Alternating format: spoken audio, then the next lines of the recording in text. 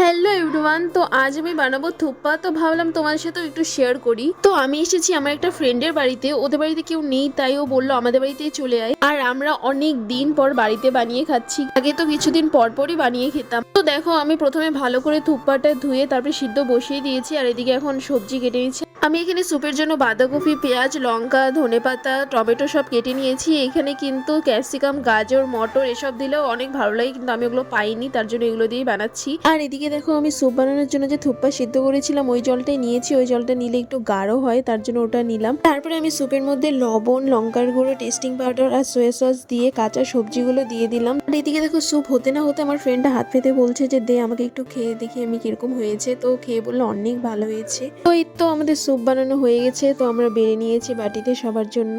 তো থুপ্পা কিন্তু আরো অন্যরকম করেও বানানো যায়, তো তোমাদের সাথেও সেটা একদিন শেয়ার করবো। তো আজকের ভিডিওটি এতটুকু পর্যন্ত। Tata, by.